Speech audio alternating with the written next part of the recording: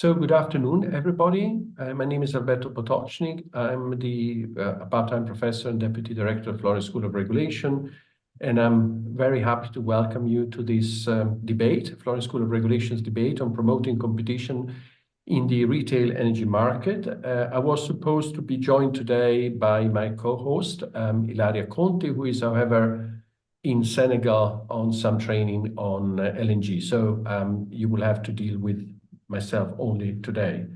We have a very interesting topic today, and we have a set of distinguished participants and panelists, and we will discuss, and we will start to look at the retail energy market by discussing the results of auctions which were recently run in Italy to allocate bundles of franchise consumers or consumers that have not voluntarily left the franchise market. And especially for the latest one, the auctions related to household consumers, I think the results are quite interesting, and they raise a number of issues on the behavior of consumers, or the way in which consumers are expected to behave, also on issues related to regulation and policy. So I think it's an opportunity. The results of the Italian auctions give us an occasion, an opportunity to discuss more widely the transition between the regulated market of the old times and what we are trying to do to give consumers more choice and better prices. And the concept of better prices probably would be discussed as well. So as I mentioned, we have a very distinguished pool of experts speaking today. We will have an initial part where Massimo Ricci, Director of Energy Division at ARERA, the Italian regulator, and Guido Cervini, Managing Director of DFC Economics, who designed the auction, will be presenting the scope, the design, and the result of the Italian retail auctions. Then we will have Tag O'Brien from Deputy Head of Unit for Consumers, Local Initiative Just Transition of the European Commission, the Director General for Energy, giving the perspective from the European dimension on empowering energy consumers, after which we will open a debate. We have 4 panelists, but I will introduce them later on. So without further ado, let me sort of give the screen to Massimo and Guido. Let me just a couple of information, household information. If you want to ask questions, there will be polls as always later on. But in case you want to ask questions to either the speakers in the introductory part or the panelists, please use the Q&A facility of the platform. Don't use the chat. The chat is only for communication, for example, with Tomiris. If you have problems with connection or whatever, Tomiris is behind the scene mastermind in the whole thing. Use the Q&A facility, and please try to post your questions before the polls, so that by the time we run the polls, I will have a full picture of the questions that we want to discuss in the remaining part of this debate. So this is all I wanted to say. So now I will give the screen to Massimo Ricci and Guido Cervini to present the Italian auction and their results. Massimo and Guido, it's all yours. Yeah, I think I'll start trying to, maybe if you go directly to the second one, Guido, I'll start discussing about what we are talking about.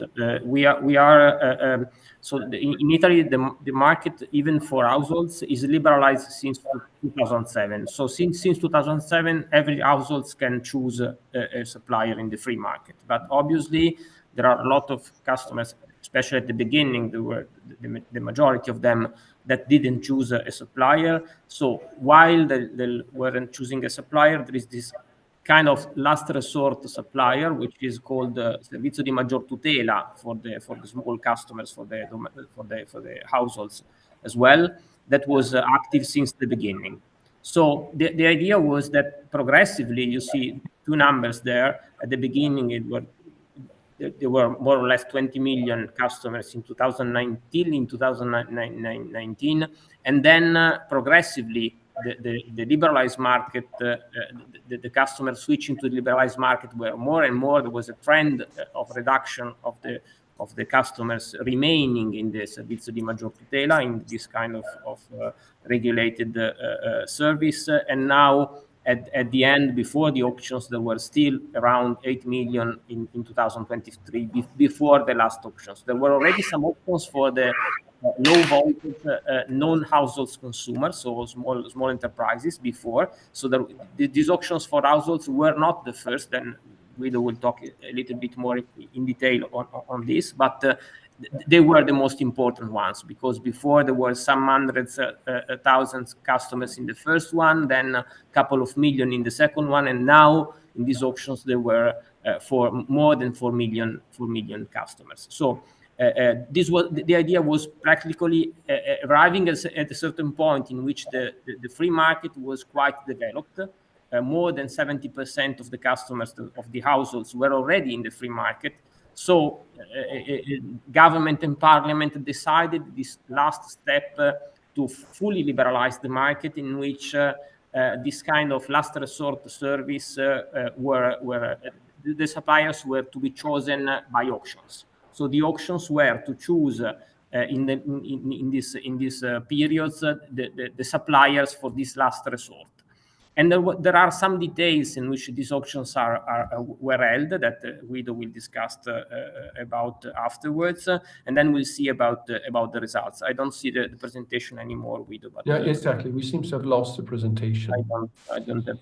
I have my personal copy, but maybe if you are able. Do you have me? Yes, I have you. We have you, but we don't have the presentation anymore on the screen. Okay, I'll try and share. I'm back.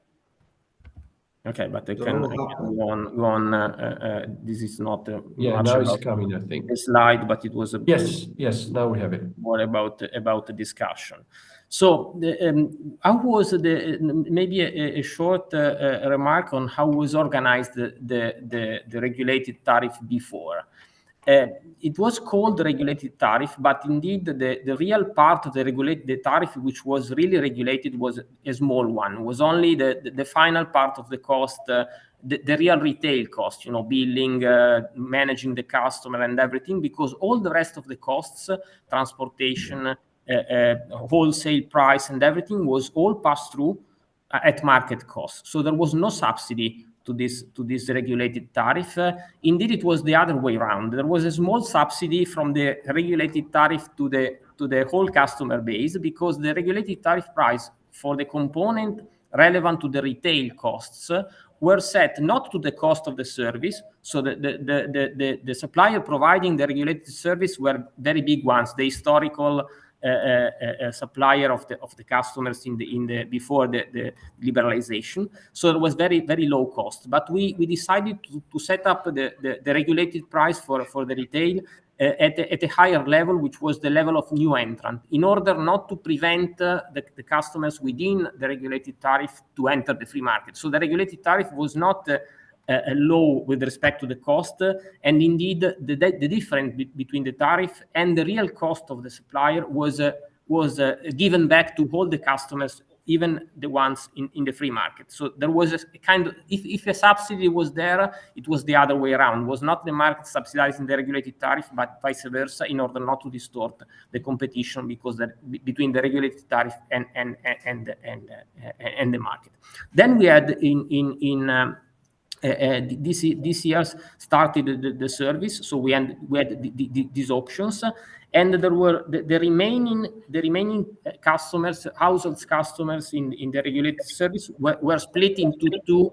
The more than 8 million households customers were split between vulnerable customers and non-vulnerable customers. So the auction were held only for the non-vulnerable customer. For the vulnerable customer, as of now, the regulated tariff goes on. So from the 1st of July, when the new service resulting from the auction will take place, just the non-vulnerable customer, more or less 4 million customers, will be in this new service assigned by auction, while the vulnerable ones will remain with the regulated tariff. Then there are also provisions in the law, but in the future, in the next year or two, for having auctions also for the vulnerable customer. But by now, the amount of customers which were put to auction in this service were only half of them, the non-vulnerable, for and a half million. Maybe I will now leave the floor to Guido to describe the auction, and then I will comment a bit on the results at the end. Thank you, Massimo. So as Massimo mentioned, there were 3 rounds of auctions. The first one was a very small auction, 250,000 consumers. The second one was a bit more, say, serious, 1.7 million. And the third one was larger. It was actually, I think the number is not correct. It depends on the source, but it was around 6 million residential consumers being moved. So let me first summarize the main features of this auction. First of all, rights and obligations of the new supplier. The winner of the auction would become the supplier of a service called Tutela Graduale. This service was designed pretty much around the old traditional Maggior Tutela service, the old regulated tariff, with the only difference that the price was to be determined as the result of the auction. And in particular, the price was set in the form of a discount over the old regulated tariff, and the discount was the competitive parameter in the auction.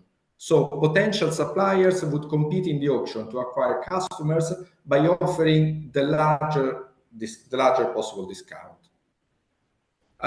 End of period arrangements were different among auctions. So the first 2 auctions would just allow the winner to supply those consumers for 3 years. And at the end of the 3 years, the consumers that would remain in this regime would be tendered off again, and another round of auction would take place. Instead, in the big auction, the 2023 auction, the product is defined in a different way. The winner of the auction keeps the customer forever unless the customer leaves, with the difference that for the first 3 years, the winning supplier must offer the Tutela Graduale tariff, the discount. At the end of the 3 years, if the consumer hasn't left or hasn't changed tariff, the obligation of the supplier is just to offer one of the tariffs that is offering to the free market. There is a general obligation to offer the best tariff, but the content of this obligation has not yet been clarified. Auction format was different in each of the auctions. So the first one was a 2-stage tendering, typically used in procurement.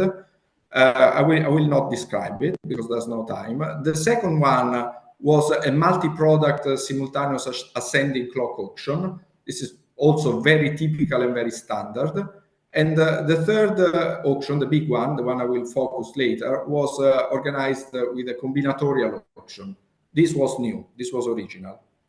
The competitive variable in all the auctions was the level of discount over the traditional regulated tariff that the supplier was committing to.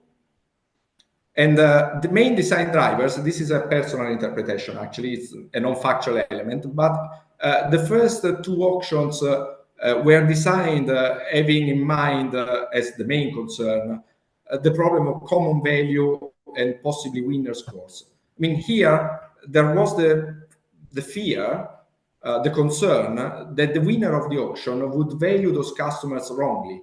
He would either pay too much or too low, because the concern was that these suppliers would not be able to assess correctly the value of the customers.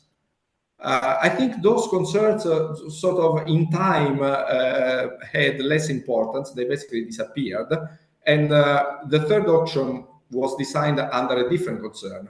And the concern this time was that the auction could be not competitive enough. one of the reasons is that the third auction took place precisely during the energy crisis, and that sort of create additional problems. Okay. So let's move to the auction design, and this is only the third auction. Those consumers were split in 26 lots, and the unit for which the suppliers would bid was the lot. Every lot was around 200,000 consumers. Oh, sorry. The main difference among the values of the lots was credit risk. In some lots, there were better paying customers. In other lots, there were customers with a higher proportion of non-paying customers. The auction format was a sealed bid, basically a sealed offer by each bidder. Basically, the bidder was allowed to state two things in this offer. First of all, an offer price for each lot. He could state an offer price for all the lots. And the second item that the participant would state was the maximum number of lots that he was happy to buy. So basically, participants were asked to state their value for all the lots, and then say, I don't want more than X lots, say 1, 2, 3, 6, etc. Then, and this is the combinatorial feature of the auction, the selection of the offers was done by an algorithm that would basically allocate, accepted the offers in a way such that the total discount for the consumers was maximized. So basically, the participants received the offers that were more convenient from the consumer's perspective, from the seller's perspective. There were several additional provisions which I will not cover. And the winners' rights and obligations, I've already said, the winners committed to supply those customers at the discounted price for 3 years. All the customers that remain with that tariff at the end of the 3 years will have to be moved by the same supplier to a standard market tariff that will have to be chosen based on best one for the customer. An important right that the suppliers acquired by winning this auction was basically the right to treat those consumers, the tutela graduale consumers, as their own consumers for the purpose of marketing other offers. Whereas under the previous regime, the supplier of the regulated tariff was not allowed to communicate with these customers to offer other things, because the idea was to protect, put them in a box, those consumers. In this regime, the supplier that wins a consumer from the day after the tutela graduale service starts being delivered can keep phoning the consumer, sending letters, etc., to offer the normal market-based tariffs. Guido, I will. Yes. If you could start to wrap up. Yes, I'm there. The results. The first result is reassuring in that the structure of the market improved. Also because there were some antitrust constraints in the auction, but basically the market is a bit less concentrated. Then the second result, a lot of savings for the consumers. I mean, the discount that resulted from the auction was huge, was big. If all the consumers that were moved to the tutela graduale remain in that regime for 3 years, the Italian consumers will have saved around 1.8 billion euros in 3 years. So that was regarded as a big success.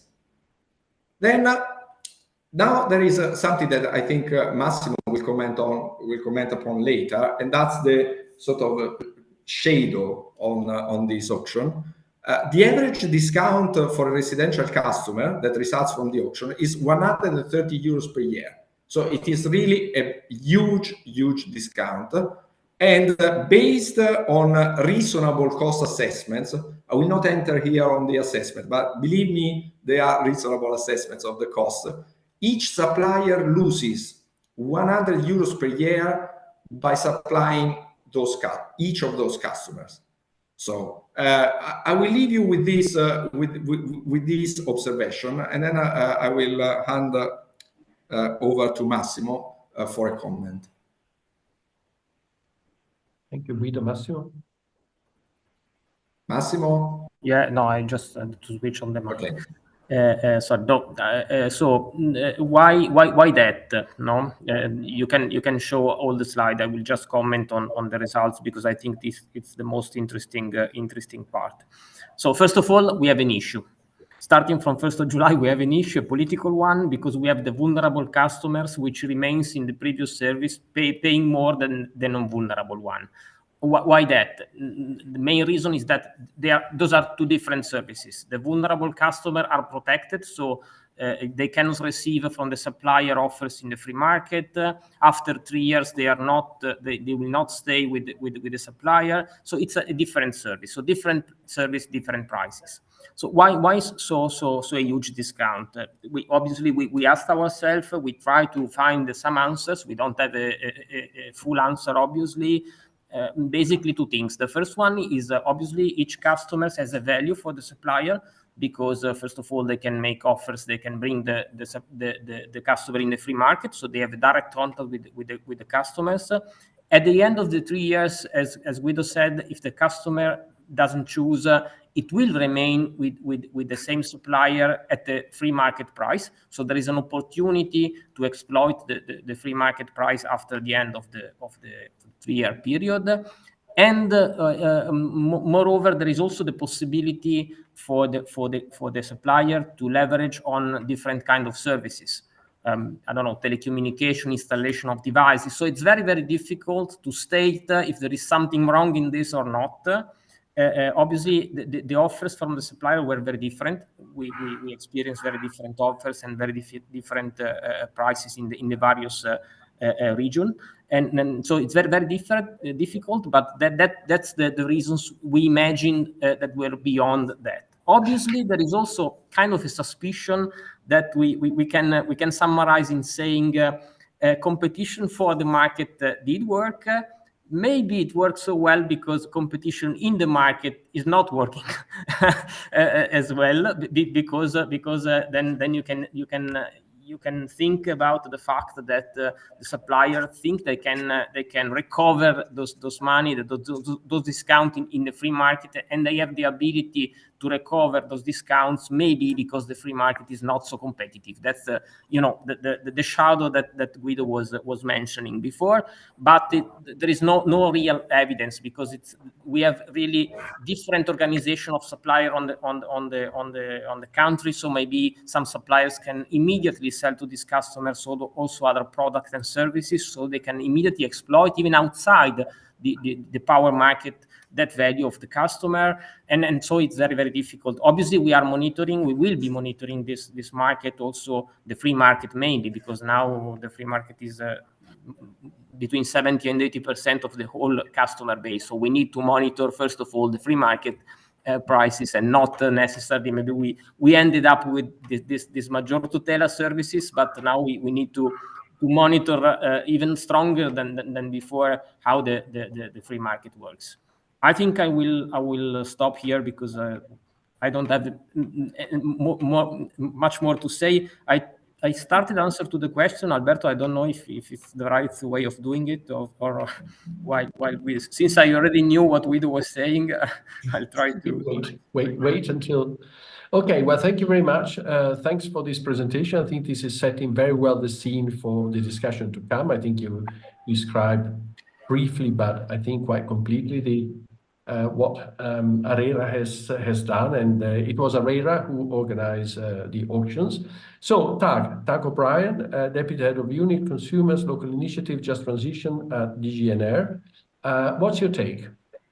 So thank you. This is really fascinating. And I'm going to use the presentation to a little bit jump off on some wider points, but they will keep reflecting back on what we've learned. I think we've learned a lot. So I'm going to start at the very end, and this comment about, is competition in the market working? An implied tension that you put there with competition for the market. And it's what, 20 years now since we've had liberalization in the electricity and gas markets. According to European rules, longer since it's been started. And we know that this is from an intellectual perspective, from technical perspective, one of the ones we have to really look and see where do the benefits come that we're sure are there. Sometimes in my moments of pessimism, I wonder where's the innovation we expect to see? How much innovation have we seen compared to just having a dual fuel offers or so on? The reason I see that is because we see that there is, and I think we come back with that with so much inertia on the market of customers who don't want to move. And I think we risk putting it backwards, as saying somehow that customers should move for the sake of the market as opposed to the market should deliver for customers. Sometimes you hear this, we could slip into this rhetoric by accident.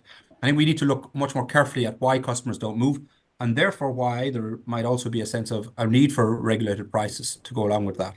I'm going to think about regulated prices for a moment, but always remembering that they sit there, they protect customers, but they also have an effect on the market. Now, so after our 20 years experience, we know that actually even before the crisis started, there was 11 member states had regulated prices. We expanded the possibility for regulated prices during the crisis with this emergency regulation. We saw 7 more countries come up with regulated prices, including member states who never have done, who you wouldn't have expected this from in the past, like Netherlands, like Finland. I'd also highlight as well that even when you look at the countries that, according to our analysis, didn't have regulated prices, you will see there was very deep interventions in the market. For example, in Germany, even in Ireland, but certainly in Germany, there was deep interventions into how the retail market worked. And it was a sort of a technical decision as to whether something was a regulated price in the sense whether it met the context of being a public intervention in price setting as opposed to, and therefore covered by the electricity regulation. So I think there you begin to look at, okay, so what are we doing and what are our obligations and what are we trying to achieve? Now, and this is where I turn a little bit back to what the presentation happens. Something that's actually sometimes overlooked is perhaps, and I'm going to look at, not the vulnerable customers part of the regulated prices, but the more widespread market-wide households, micro-enterprise regulated prices. And the rules that apply to that. Now, they're set out in Article 571 of the directive, and 5.7 of the directive, but actually 571, and it specifically calls for what could be seen as a roadmap, as a series of measures that are designed to achieve full competition. And I think what we've seen today, and I don't want to comment on what we would do as an assessment, gives you a sense of, look, these are measures we can look for to think about how we achieve full competition, how we move from a situation where there isn't full competition on the market, where we do have an element of regulated prices that applies to normal consumers. And I think we have to think about, okay, so is this working, and are we on the right set of stuff? And I think the questions that you've put here are very good, because what we see is clearly a framework that has an auction for allocation of the regulated prices, really does have a fair treatment of, with good auction design, has a fair treatment of different suppliers, really does set about creating competition, really does set about creating a potential for more competition on the market. But the questions you also ask, which are less legalistic then, is to say, look, what do we really want to see in these kind of measures? Like, how are we sure? And I put this as maybe a slightly more political one. If we are talking here about the most inert group of customers, the ones who wanted to stay with the old regulated prices, the ones who didn't of themselves go to the open market, who didn't seek out themselves the best value on the market. If we're talking about this group of customers, well, what does it mean to say that we're moving them onto the one? And the question is, does that mean that we are only setting them up as being a very, very potentially lucrative mark in the future?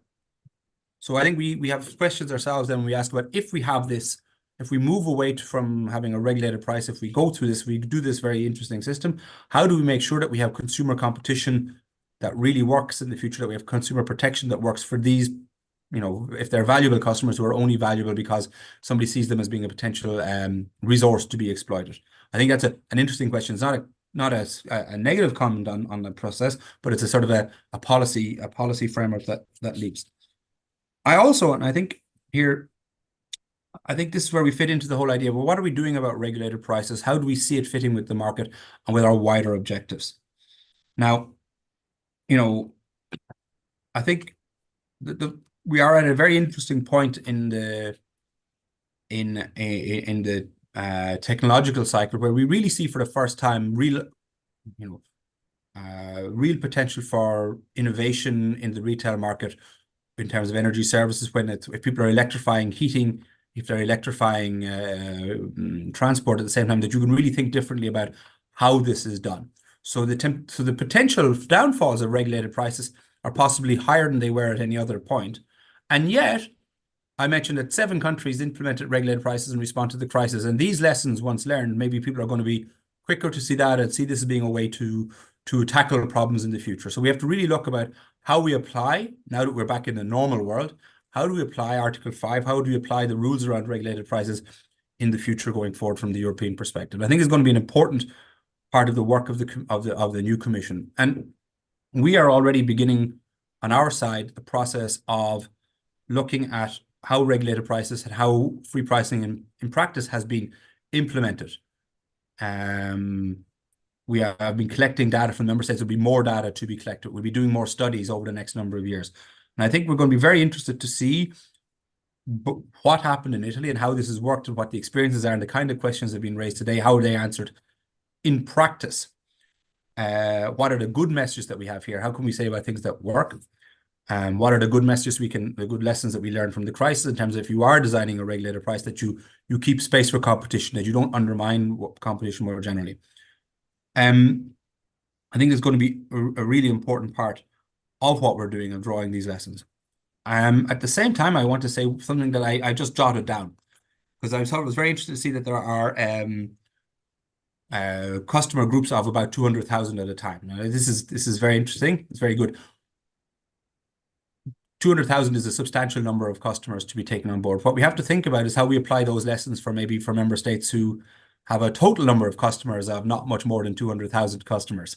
Now, it's not Italy's job to think about how would I apply this if I were in a much smaller member state, but it is our job to think about these things, to say, well, what are the lessons we can learn and how do we do this and how does the customer size work? Maybe, do you have to have multiple auctions? Do you have to design on a one-off? And what lessons do we learn about auction design if that's what you want to do with it in a particular case when you've got a much smaller market and maybe things to do? Sorry, I really maybe started wandering at the end, but that's because you really set me off in thinking about many issues. I think it's really useful and it's going to be an important part of how we think about regulated prices and the phase out of regulated prices and the implementation of regulated prices going forward. So thank you very much for a very interesting presentation. I look forward to hearing everybody else's comments as well. Thank you very much, Jack. I think it's indeed, I agree with you, otherwise we wouldn't be here, that this was something which has a relevance beyond the borders of Italy. Mm-hmm. And as you said, maybe there are lessons to be learned, and we'll find out some of them now, I guess, and probably also down the line we'll have to see how this actually works in practice. Mm-hmm. Okay, so thanks a lot. Then we've finished the first part, and thanks again to Massimo, Guido, and Tak. And now we're going to we have a panel. We have a panel with 4 distinguished panelists providing views from different angles of the electricity sector. We have Elsa Agua.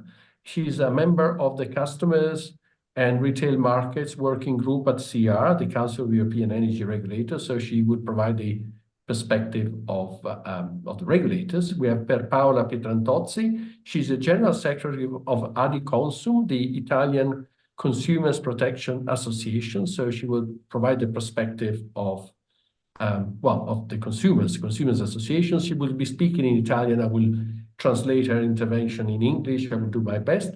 We have Rita Motta. She's the chair of the Retail Market Design Working Group of Eurelectric. So sort of providing the perspective more generally of the electricity sector. And then finally, we have Elisa Rondella. She's vice president of IGET, which is the Italian Association of Electricity Traders, so energy traders. So we have the regulators, the consumers, the sector as a whole, and then the traders. So, and then we'll have the polls and the questions. So without further ado, I would invite Elsa to provide her perspective on what happened in Italy and what are the lessons that can be learned from there.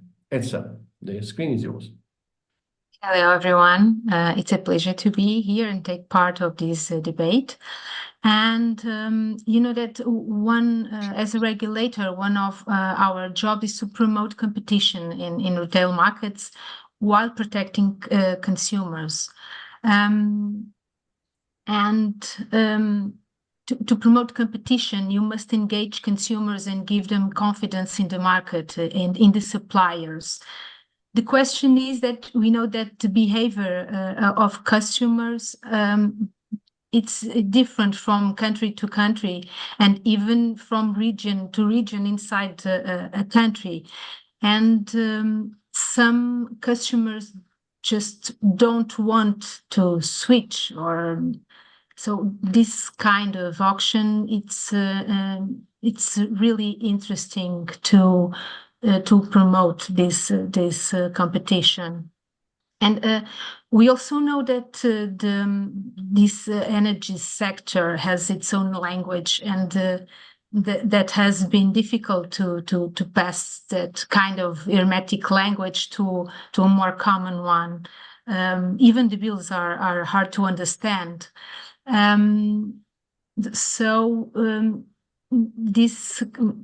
This will involve all the customers, and it's a kind of awaken to this essential service.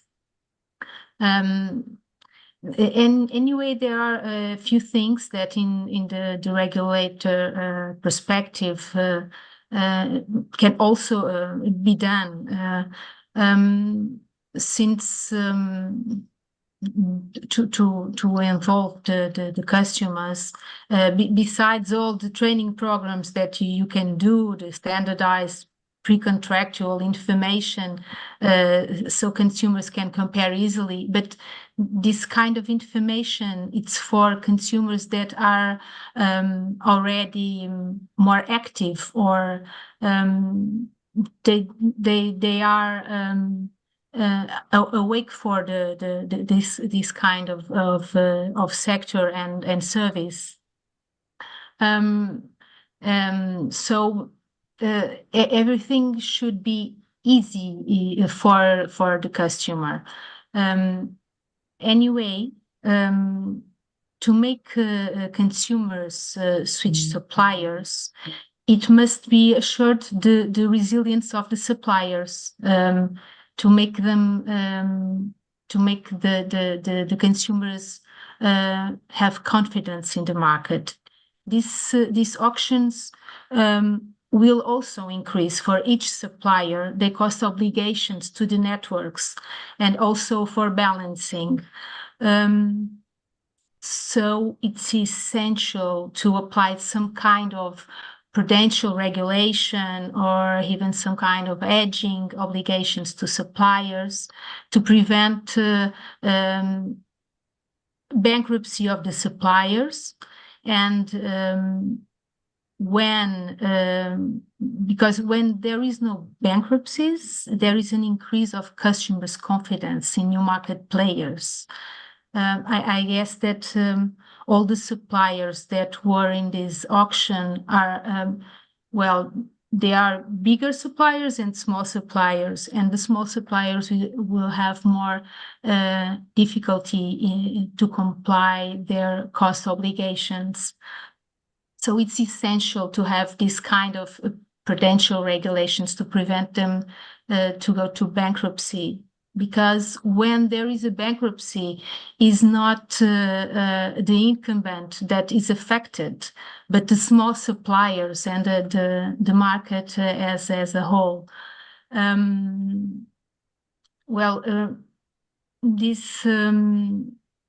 Regarding these auctions, we had in Portugal some years ago also an auction, but it was only for one supplier, and it was a small group of consumers. And we intend, it's foreseen in Portuguese legislations, for example, that at the end of December 2025, the transitory tariffs will end. So all the customers in the supply of last resort except those considered vulnerable, like in Italy, will be subject to an auction. The terms, it's not yet defined, but we must keep in mind, besides if there is an auction or not, that the consumers must understand what's happening. They must trust in the market, and of course, they have some benefits. But I guess that's a good start for making this market more competitive. Thank you very much, Elsa. I think you raised an interesting issue. If suppliers are bidding so aggressively, would they be able to be resilient, as you said? We've seen, we have some experience, or we've seen some bankruptcies back during the crisis. Hopefully it won't be the case, and I'm sure that there are sufficient safeguards in the Italian design. So thank you very much for your contribution. Next is Pierpaola Pitrantozzi, as I mentioned, General Secretary at Adiconsum. I will now switch briefly to Italian, but then I'll switch back to English. I guess you have an insight on what happened in Italy. Essendo basata in Italia, probabilmente ha una visione particolare di questi risultati. Please, prego. Grazie, buongiorno innanzitutto e mi scuso per la carenza del mio inglese, però è importante portare il contributo, appunto come veniva detto poco fa, di chi effettivamente ha contatto tutti i giorni con i consumatori italiani. Allora, la nostra prima analisi è questa.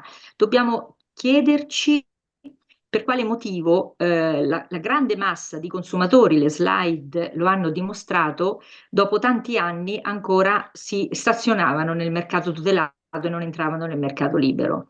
Questo è il primo interrogativo. Okay,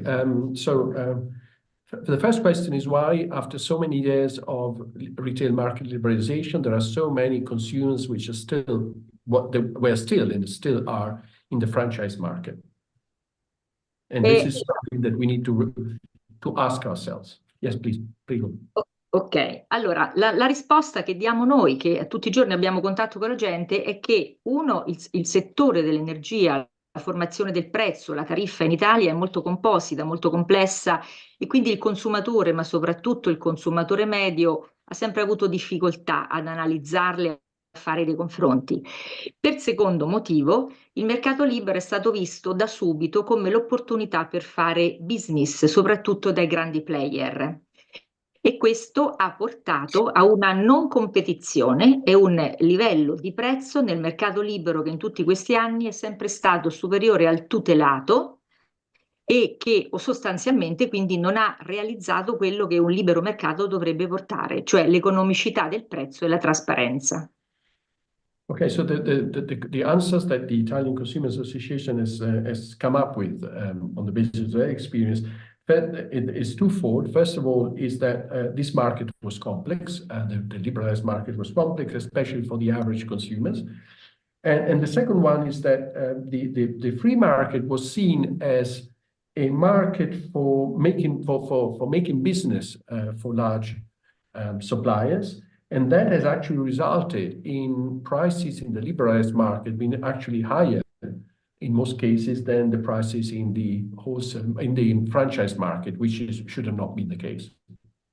Prego. Esatto, e in virtù di questo, quindi, il processo ormai è diventato obbligatorio perché la liberalizzazione totale del mercato sta dentro agli impegni del PNRR dell'Italia, praticamente ha fatto realizzare un metodo che è quello delle aste illustrato, che obiettivamente tecnicamente è ineccepibile, cioè è un sistema che affronta benissimo questa fase abbastanza complessa e fluida perché riguarda un numero importante di consumatori.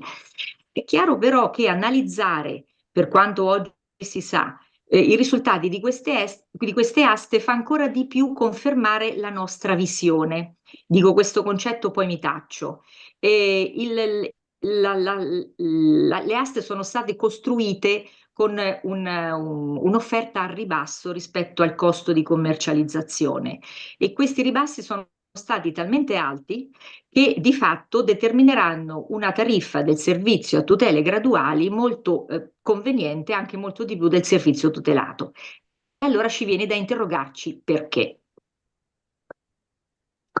Okay, thank you very much. Then I think the design of the, I mean, Italy has reaffirmed its commitment to finish the sorry, to finish the franchise market also in its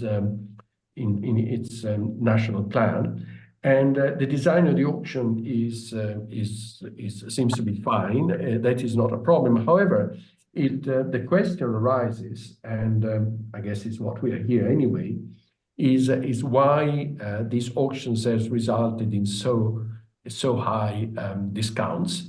And this obviously back the other questions of why then the prices in the free market are much higher than they should be if suppliers are happy to offer a much lower tariff as a result of the auction. So and I guess this is what we are here for. I hope I translated your points properly, right?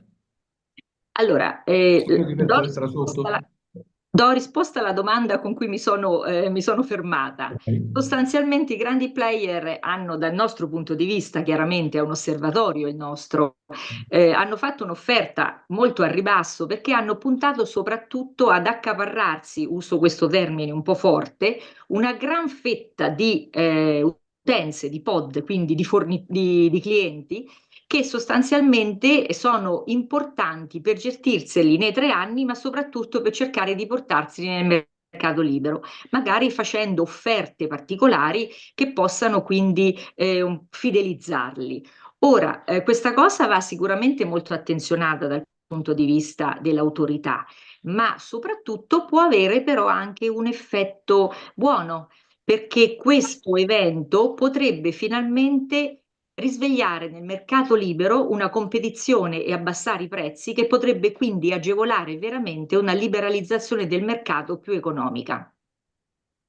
Okay, so the interpretation that the Italian Consumer Association has given to the results is that especially the major player has tried to acquire a large share of customers, which they can manage and they can sort of sell to during the 3 years, but even more, they can try to bring it to the free market. And if this is the case, then this is clearly a good signal and a good outcome, because it might increase competition in the free market if these suppliers start to compete in order to take consumers out of this tutela graduale market into the free market. So this is something that clearly the regulator would have to keep looking at and continuously monitor, but it could be an outcome, a good outcome also in view of the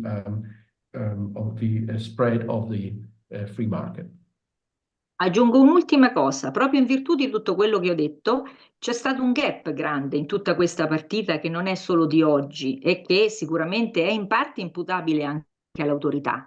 La grande mancanza di una vera campagna informativa su tutti i mezzi possibili, che non doveva essere fatta oggi perché probabilmente partirà, ma doveva cominciare già da molti mesi prima, per cercare di responsabilizzare meglio il cliente, farlo conoscere e quindi porlo anche in questa situazione in una condizione di maggiore conoscenza, perché ad oggi, ribadisco, a noi arriva gente, abbiamo 150 sportelli a livello nazionale, quindi abbiamo contatto diretto, che anche di livello medio-alto a livello culturale, quindi non parliamo solo di gente fragile, che ci chiede ci porta la propria fattura e ci chiede in che mercato si trova lui, perché non ne ha conoscenza. Questo è un segnale importante e grazie di tutto. Allora, grazie. Allora, yes, there is still a gap probably to be filled, and should have not been filled just today, but already a few months ago, which is about information. to provide customers with the proper information about their rights and where they fit in the market. And the experience of the Italian Consumer Protection Association is with more than 150 offices around Italy, is that a lot of consumers, they still call on them and bring their electricity bill asking not just what we consider the vulnerable consumer, but also consumer with a good level of education, asking in which market they are. So there is still a information deficit there. So molte grazie, thank you very much, Mrs. Pietrantozzi, for your perspective. I think it's having direct experience from the ground dealing with consumers is extremely important, and I'm sure that both the Commission and the regulators would make good use of your input. So thanks a lot. And next is Rita Motta. She's the chair of the Retail Market Design Working Group at Eurelectric. Rita, what is the perspective more generally of the sector with respect to the results in Italy? Hi, good afternoon, everyone. Thank you for the invite to be here. So it's important to remember that this very much relates to Article 5 that was mentioned before, that this article refers to market-based supply prices. And regulated prices tend to be seen as an exception for specific circumstances and still need to comply with a set of conditions. Now, Eurelectric has always defended the phase-out of regulated prices for three main reasons. The first was already previously also touched upon, which is that they tend to shield consumers from the true market price signals and may therefore undermine the potential of demand response. The second one is that this may also work in reverse and not protect at all the consumers that just don't realize the price structures they have and might be completely exposed to price volatility, which was the case, for instance, in Spain, where the prices were fully indexed to spot, but also in Italy during the price crisis, when the regulated price was reviewed in line also with the wholesale price evolutions. And this also represented a significant increases in 2022, referring to the year before.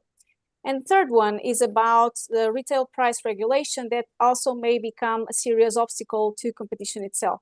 It can act as an entry barrier, especially when the assumption of sourcing of energy does not reflect the market reality, which includes hedged positions by suppliers. And it may also stifle the development of value-added services, and this may be just enough to block liberalization sometimes.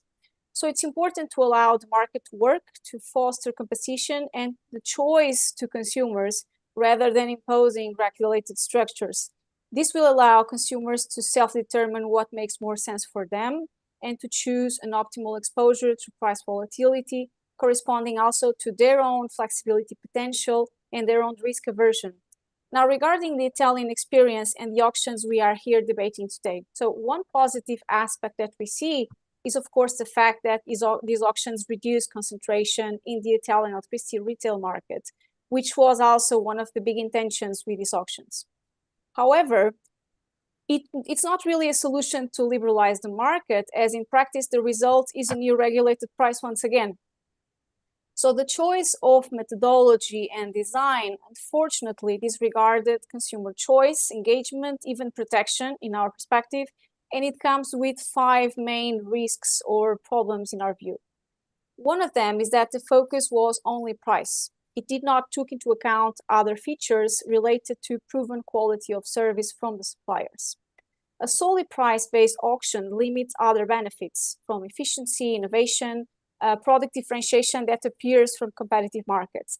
And in the end, consumers can feel cheated as consumer decision was kind of removed from the equation here. The third one is that these auctions didn't consider the fact that some operators bid considering the avoided long-term investments to attract customers, which does not really reflect the real short-term cost to serve of these customers. Also, as by not foreseeing the introduction of a floor price or other methods to ensure that the suppliers participating were solid suppliers, this can encourage risky behaviors from some suppliers with very aggressive bidding, but without having the necessary structure and knowledge to provide a good service or even to manage risks. And you also mentioned before the risk of bankruptcy that we saw some time ago. And the result resembles to a regulated price 2.0, which is lower than the previous and therefore reduces even more the incentive for market development and switching during these 3 years. And it risks becoming an even more difficult to solve problem in 3 years' time when this mechanism ends. So in our view, if considering these auctions before putting them into place, the design should consider at least 5 dimensions. One is to avoid an auction that is solely based on price, to avoid risky bidding strategies and distortive outcomes. Another one is to ensure that the suppliers that participate are financially robust and resilient. The third one is about information campaigns. It's important to increase customers' awareness on the possibilities of the market and give them the tools to make the best choice possible to meet their needs.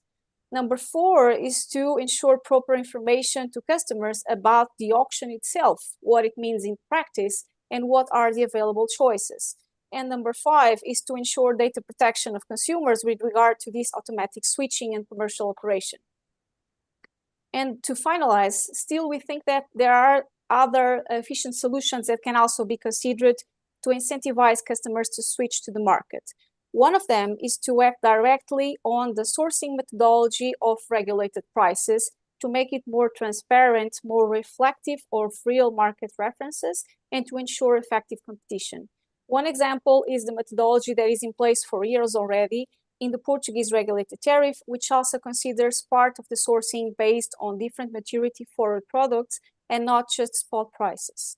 Another one is to set mechanisms in the regulated prices itself to beat the inertia that was also mentioned before that remains in some consumers. We see that, for instance, when the savings are marginal and consumers just don't take the trouble to switch, or because consumers have a home there but they live abroad, so they are not so aware, so sensitive of it, or just because of matters of energy or digital literacy. And this can happen for a variety of reasons. The third one is that even collective switching can imply that consumers actually sign for that. One example, and Elsa already mentioned this, is the auctions done by the National Consumer Association in Portugal around 10 years ago. It had the same problem of being price-based only, and we saw the problems for that, but still consumers were the ones choosing and deciding to enroll in these auctions that were being made for this collective switching. And above all, this is last but not the least, this is really important, it's to always provide information and tools to consumers about the market, about the different options, potential savings, to really engage them and support them in making informed choices. And that would be, thank you very much. Thank you very much, Rita. I think you have a full list of recommendations to be considered. Thank you very much. And then last but not least, Elisa Rondella, she's Vice President of the Italian Association of Energy Traders. Elisa, what are the traders making of this? Yeah, first of all, thank you for inviting IJET. I'll try to touch some points. Of course, some of them have been already touched by the other colleagues, but in any case, well, IJET has been involved since the beginnings of the liberalization process.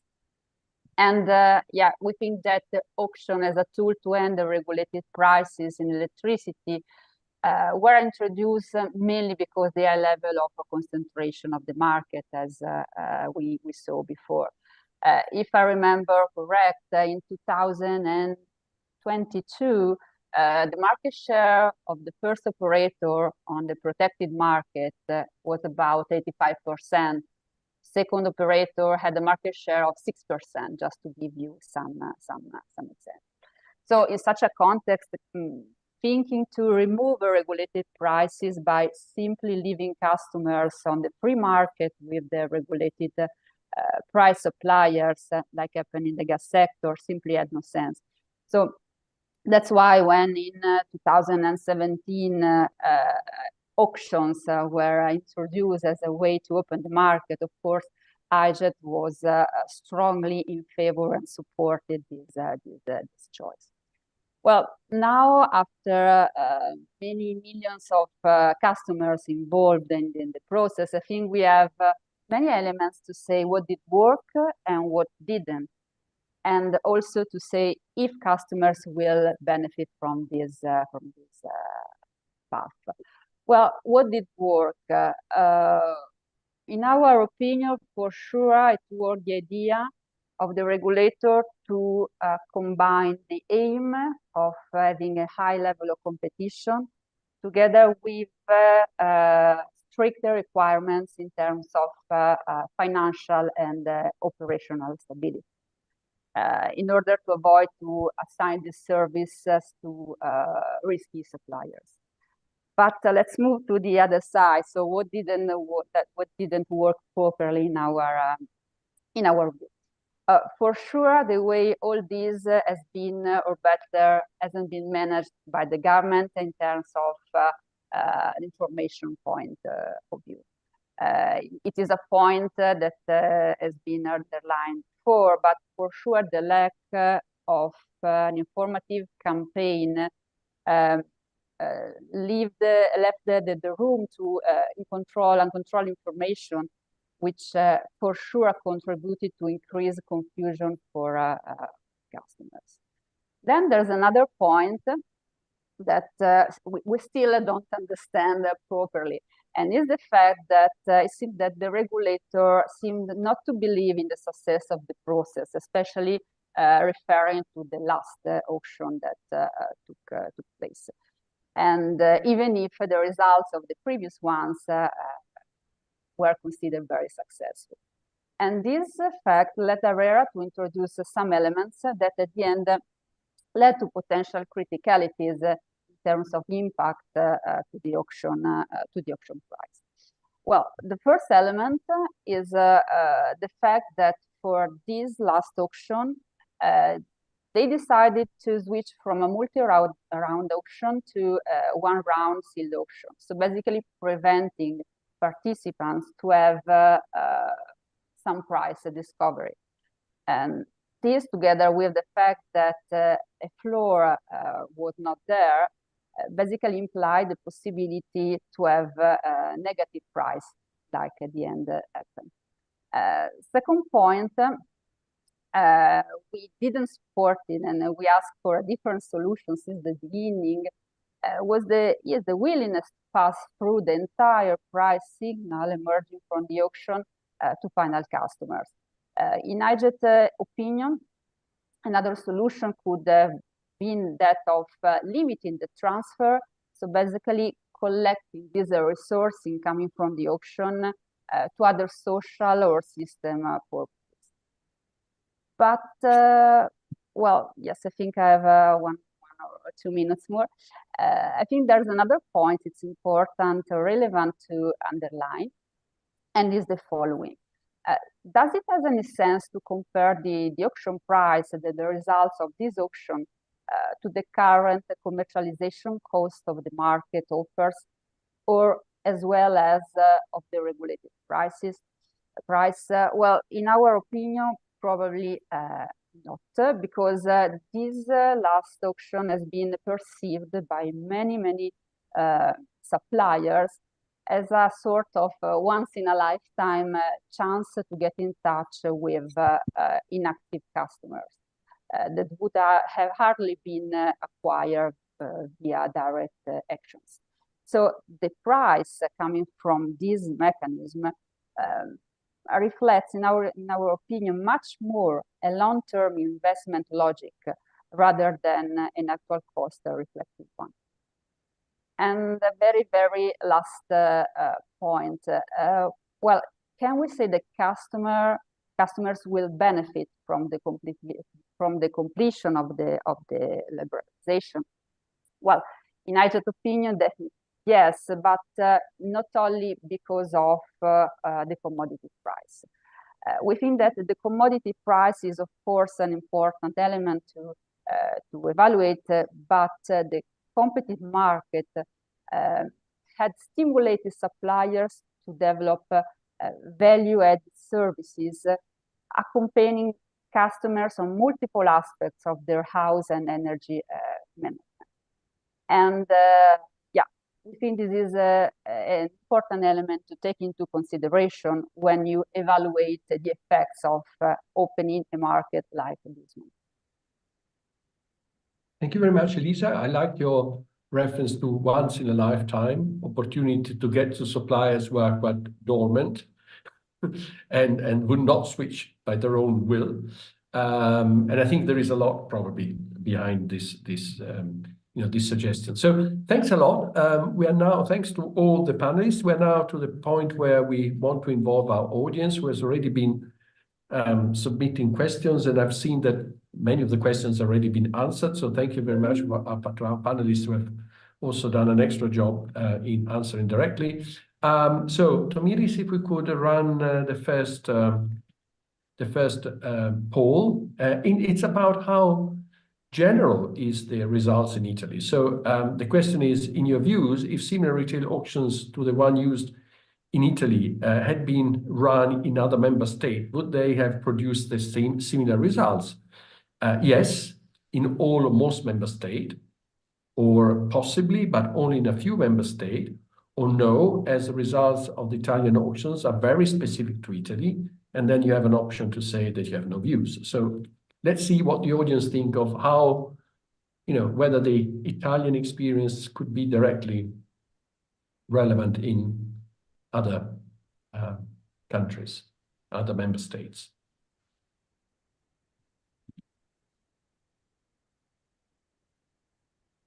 Please choose. The panelists cannot choose, but we'll have an opportunity to comment later on. Do we have the results? Okay, so I would say, well, quite a share on views, but quite some majority in terms of, it's not a very common, but indeed it could apply to other member states as well. Okay, thank you very much. And now we move to the second questions, which is about the main cause behind the results of the Italian retail auctions. The first possibility is the benchmark set by the regulator was too high. I think we do refer to the fact that the discounts were made with respect to a benchmark. The second one is the supplier bidding in the auctions expected to obtain higher margins from consumers after the first 3 years. And the third one is the auction design was flawed, or you also have an opportunity to say that you don't have views on this. So is it? Okay, I think here is a very large majority saying, and I think it also reflects what we've heard from the panelists. There is value in these customers, probably beyond, during the 3 years, or probably even beyond that. Okay, then the final one, we still have one, and it's about, sorry. Yep. It's about what is the main message emerging from the results of the Italian retail auctions. The fact that collective switching should be promoted, that regulated prices should be reintroduced for household customers, greater competition is needed in the retail market, or more reliable information on the available tariff plan should be made available to consumers, or none of them, no views, others. So collective switching, regulated prices, greater competition, and more reliable information. I think we covered all of them, or we touched on all of them today.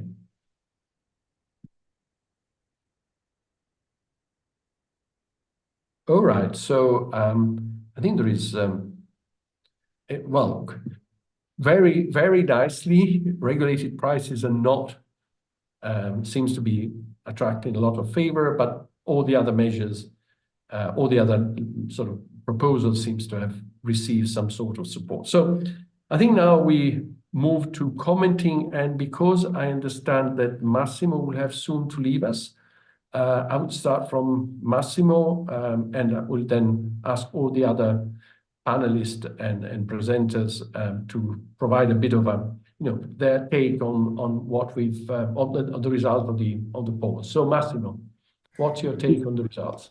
Yeah, thank you, Alberto. I just wanted to take on a couple of points raised. The first one was about innovation that was raised by Tad before. I very much agree that maybe the objectives of the liberalization of especially households, consumers, was to bring kind of a new service to the final customer, which is not, I say the colored bill, so not kind of a fancy service, which is nothing really concrete beyond, but flexibility, managing, and everything. And we are not still seeing that. So I wouldn't say directly that the customers maybe stay in the regulated tariff, even if maybe today we cannot talk about the regulated tariff anymore because it's a fully market price, because it was an auction, so there is no regulation there anymore apart from the structure of the price. So the customers staying in the regulated tariff, maybe some of them also choose the regulated tariff just because they didn't see anything value in the free market, and they stay there just because maybe the price is lower. So I'm not sure that. So I think that the free market is evolving a lot in the last years, but is still maybe not there with the service. So there is also this point to be taken.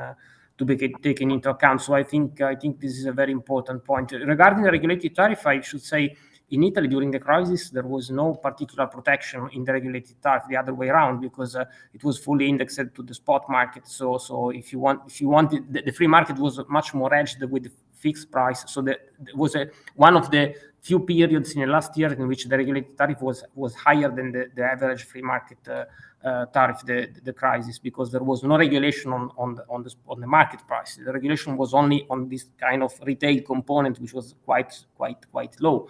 So there were intervention from the government that was deemed to reduce the price, but there was no effect of the regulated tariff on lowering the prices during the crisis, not at all, because the full pass-through of the market price was there both for power and gas. Thank you very much, Massimo. Tag, what's your take of? Yes. So the results of the auctions, of the polls and the auctions, but that you already commented. So the polls were actually very, very, very interesting. I've got a couple of things. I thought it was what was interesting for me is the first one in terms of the replicability. I think this is something that we're going to have to look about. I mean, maybe the sense is that maybe it can be only applied to bigger member states, and I'm sure that's true for the precise auction design. I think what's very interesting is to think about what lessons can you draw for all member states, and how can you, in terms of this, and what is the core of it in terms of how you could maybe drive a better procurement where you have a regulated price. Because I think, and this goes to the second one, it's interesting that 85% of people think, oh, actually, this is all about capturing the value of inertia and so on, which I myself, I have to say, I focused on, and these are true things. I mean, I think that's one thing, but I think it also maybe perhaps one thing I am always shocked about is the short-termism of competitive markets. And if we're sure that people think they're going to be able to, that they're doing this for 3 years, they'll be able to, that they don't completely discount potential uncertain gains from consumers in 3 years' time. Is it not in some ways more showing what actually are the real risks of having regulated prices where you build up from the bottom, where you say, this is what I estimate the costs are, and that actually all we saw here was the classic, and this is not a criticism of regulators, it's just the lack of information, and they will get the price wrong sometimes. And an auction has proven to be a much better price discovery mechanism here for procuring a regulated price. I think this is the trade-off we have to have, and therefore that's where the auction design, and there's a lot of thinking to be done, but what's the balance between these issues in terms of, not in the strict legal perspective of it, but in terms of just if we're going to have a regulated price, or if we're going to have an public intervention in price setting, how do we design it? How do we make sure that this is done at the most benefit of the public first, and perhaps even creating some benefits elsewhere? I think that is interesting, and something that will bear a lot of thinking about over the next number of years, and where we can draw on lessons perhaps from Italy. I was also very taken by the last slide, because I am fairly certain that if we were to have a straw poll, not of people who are the kind of people who follow what's happening in the Florence School of Regulation and so on, we would not have nobody thinking that the message here was to reintroduce regulated prices. As a matter of fact, given the current stage of things, I would be surprised if we didn't almost get a majority of people saying, well, this is proof that we should have regulated prices. And I'd have to come up with the arguments out of it, because I think we have to recognize that there are lessons here for us in terms of what is happening with the people who don't participate actively in the energy market. How do we say that they are? How do we defend? How do we make sure that they are protected going through? Understand better the reasons why they don't participate on the competitive market. And as I said, not present this as saying they owe it to the market somehow to participate, but rather to be sure of how we're designing a system that supports them, so that we don't get our side, that we can be confident when we say to political actors and citizens that the right answer is to go back to the regulated market, that we know that it's not just a matter of rhetoric or ideology that we say no, it doesn't, that we're able to point to that we understand why not. But that's just a comment on the last one about how I don't think we'd get that answer among the general public. No, and we never claimed that our audience is statistically no. relevant. No. I'm very aware. Okay, Guido, 30 seconds. Do you have anything to add before I move to our panelists? Guido? Okay, I share Tad's views on the polls, so I will not comment on that. But I wanted to make a small remark on a recurring theme in Tad's speech. It's not maybe just a wording issue. To me, considering the auctions that the Italian regulator organized as closer to regulated price than to competition is not correct, humbly. I mean, when the price is formed by asking people to bid on the entire cost, there is very little regulation there. So in a sense, I say that with an eye to the future, because actually this kind of model, maybe you can add some voluntary elements in participation of the customers, but it is a very interesting model for the future. A competitive model for the future, not a model for the regulation of the future. But this is maybe just a terminology. I'm done. Thank you very much. And then I will now move, maybe I'll go in reverse order. So I'll go Elisa, Rita, Pierpaola, and Elsa, 3 minutes each, so that we can close on time on the results of the polls. Elisa. Yeah, I'm not surprised. I would say that some answers go into the direction I've mentioned before. So, for example, concerning the first question about possible similar experiences in other countries, I think that, yes, in few countries this could have sense if you have the same, let's say, prerequisite that as asked for such a solution in the Italian market, mainly the level of concentration of the market in the electricity field we have faced so far, and also the relatively low level of switching. So if we consider this the main, let's say, problems that have advocated for an auction, probably this model can be repeated in similar context. And yeah, concerning the behaviors of market participants, for sure, many participants have taken into account what will happen after 3 years, and the auctions and the rules have been set in order to make this possible, as Guido and Massimo explained at the beginning. So I would say I'm not very surprised about these results, let's say. Okay, thank you very much, Elisa. Rita? Yeah, so on the results, yeah, it would be interesting to have a statistical representation that you were mentioning, Alberto, of those who voted in a poll. But yeah, I think that on the first question, it's always a bit tricky, right? Because it really depends on the realities of each member state, not only on the size of the country, but also on the rate of actual liberalization in the countries and which type of consumers still remain in the regulated tariffs and why, because the reasons can vary a lot.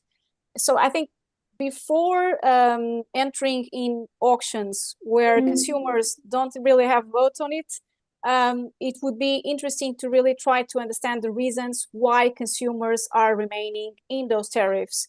What is the reason why they don't look for other options, or if they need support also from other entities? Because I think this is an effort that shall not be only from the suppliers and the consumers, that are also other entities that can also help and support the consumers in assessing the options they have available and the benefits they might be losing just by not taking those advantages and those options. On the third question, now focusing, it's interesting. I agree that if we might have a different representation, we might have some other answers as well on the part of the regulated tariffs. I agree with that. I think that on the part of having more competition, having information, even promoting collective switching, they are all very much interlinked and they can be combined into one single solution, because even promoting the retail in the competition should pass also for providing more information to customers and support them on that information, even looking at more behavioral approach and to address this inertia from the consumers. And that can also be considered through collective switching or not. I think they all can apply simultaneously in one single solution, but that would be it. Thank you. Thank you very much, Rita. Paola, cosa... Sì, ho visto i risultati. Allora, posso dire che in linea di massima le risposte maggioritarie sono un po' in linea con quello che un pochino avevo messo in evidenza io. Soprattutto nella seconda domanda, quando si chiede del motivo che ha spinto, diciamo, i vari player a partecipare alle aste. È chiaro che era un po' quello che dicevo io. Insomma, un'asta a ribasso indubbiamente ha dato forza ai player, soprattutto a quelli più grandi, ne hanno partecipato 19 se non ricordo male rispetto agli altri che si erano iscritti, quelli che avevano la forza anche di fare aste a ribasso per poter poi competere successivamente con altri sistemi e accaparrarsi clienti praticamente a costo zero. Questo è un dato che deve far riflettere.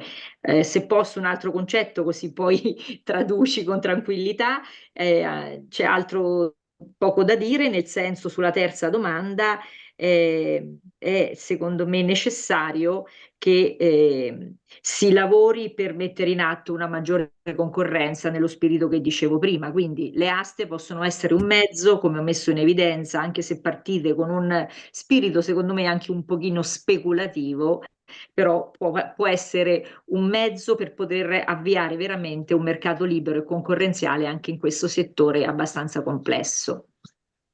Okay, grazie.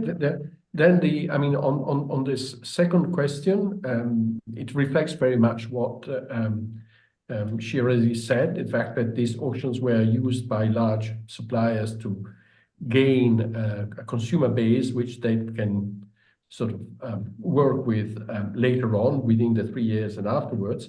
And then the second comment is that the auctions are actually should be used as a way of launching or trying to develop a competitive market, which which is at the moment is still missing, and they should be seen in this context. So grazie ancora, thank you very much. And last but not least this time, Elsa, how are the regulators seeing, from the regulator perspective, how do you see the results? Well, there's not much for me to say now because everything was said. But well, I think that this auction would be similar in some countries, or could be similar. But to have an auction of this kind in a country, the country should have a liberalized market already in place, with a big percentage of customers already in the liberalized market. More information. Well, that's one of the things that the regulators are always fighting for. CER has a lot of best practices for information to customers, big lists, and I think that's really the way. The customers must be informed to be engaged, to switch supplier, and to see what the best offer that suits him. It could be a lower price, but it could be also a green offer, or some clients want customer service that is always there for him. So that kind of information must be assured to the customers. Thank you very much, Elsa. I think maybe we have another couple of minutes just for a couple of questions that are still pending. I'll read the first one and I'll try to interpret the second one. The first one goes, since no consumer consent was required, was this scheme imposed by law or by regulators' decision? Maybe Guido can elaborate. Yes, I think Massimo is the right person, but since he's not connected or maybe he's traveling, it was a law or a law decree, and then the regulator implemented. Excellent. And then the second question I interpret in this way: is there a possibility of switching in or out of the scheme? Consumers were left. No. Yep. Oh, sorry. Go ahead. Okay, no switching then. So as soon as the consumer moves out, he cannot go back in. But I understand that ones that did move out have the possibility of coming back in before the scheme starts, so before the first. Oh yeah, since the scheme will be the last auction will start being implemented in terms of customer switching to the new mechanism in I think 1 or 2 months.